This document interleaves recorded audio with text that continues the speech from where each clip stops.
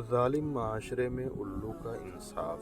ایک طوطا اور طوطی کا گزر ایک ویرانے سے ہوا۔ وہ آرام کرنے کے لیے ایک درخت پر بیٹھ گئے۔ طوطے نے طوطی کو مخاطب کرتے ہوئے کہا، اس علاقے کی ویرانی کو دیکھ کر مجھے لگتا ہے کہ یہاں پر الوؤں کا بسیرا ہے۔ ساتھ ہی دوسری شاخ پر بیٹھا ایک الو طوطے اور طوطی کی گفتگو سن رہا تھا۔ الو نے اچانک ایک اڑان ماری، طوطے اور طوطی کے برابر میں آ کر بیٹھ گیا۔ الو نے طوطا اور طوطی کو مخاطب کیا اور کہا کہ آپ میرے علاقے میں آئے ہیں، لہٰذا میں آپ کا ممنوع ہوں گا کہ اگر آج رات کا کھانا میرے غریب خانے پر تناول فرمائیں تو مجھے بے حد خوشی ہوگی۔ اس جوڑے نے الو کی دعوت قبول کر لی۔ رات کا کھانا کھانے اور پھر آرام کرنے کے بعد جب صبح طوطا اور طوطی اپنی منزل کی طرف روانہ ہونے لگے تو الو نے طوطی کا ہاتھ پکڑ لیا اور طوطے کو مخاطب کرتے ہوئے کہا کہ اسے کہاں لے جا رہے ہو؟ یہ تو میری بیوی ہے۔ یہ سن کر طوطا سخت پریشان ہوا اور بولا، یہ تمہاری بیوی کیسے ہو سکتی ہے؟ یہ طوطی ہے، تم الو ہو، نسل کا بھی واضح فرق ہے، تم میرے ساتھ بہت زیادتی کر رہے ہو۔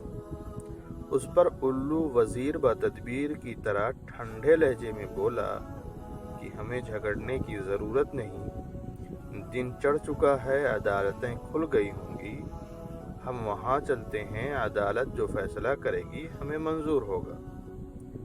طوطے کو مجبوراً اس کے ساتھ جانا پڑا۔ جج نے دونوں طرف کے دلائل تفصیل سے سنے اور آخر میں فیصلہ محفوظ کر لیا گیا۔ کچھ دیر تک فیصلہ محفوظ رکھنے کے بعد جج نے فیصلہ دیا کہ طوطی طوطا کی نہیں بلکہ الو کی بیوی ہے۔ یہ سن کر طوطا رونے لگا اور آہ و بکا کرتا ہوا مایوس ہو کر وہاں سے چل دیا۔ ابھی طوطا تھوڑی ہی دور گیا ہی تھا کہ الو نے طوطے کو آواز دی اور کہا، کہاں جا رہے ہو؟ واپس آؤ اور اپنی بیوی طوطی کو بھی ساتھ لیتے جاؤ۔ طوطے نے روتے ہوئے کہا کہ یہ میری بیوی کہاں رہ گئی ہے؟ یہ تو عدالتی فیصلے کے مطابق اب یہ تمہاری بیوی بن چکی ہے۔ اس پر الو نے شفقت سے طوطے کے کاندھے پر ہاتھ رکھا اور کہا کہ یہ میری نہیں بلکہ تمہاری ہی بیوی ہے۔ میں تو صرف آپ کی غلط فہمیاں دور کرنا چاہتا تھا کہ بستیاں الوؤں کی وجہ سے ویران نہیں ہوتی، بلکہ بستیاں اس وقت ویران ہوتی ہیں جب وہاں سے انصاف اٹھ جاتا ہے۔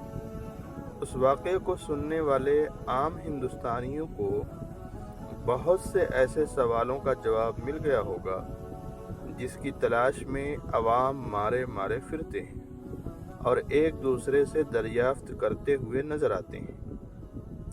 عوام کبھی حکمرانوں سے سوال کرتے ہیں اور کبھی چائے کی ٹپریوں پر بیٹھ کر تبصرے کرتے دکھائی دیتے ہیں، اور کبھی دبے لفظوں میں اقتدار کے ایوانوں میں بھی ہمیں یہ گفتگو سنائی دیتی ہے کہ آخر ہندوستان میں ویرانیوں نے ڈیرے کیوں ڈال رکھے ہیں۔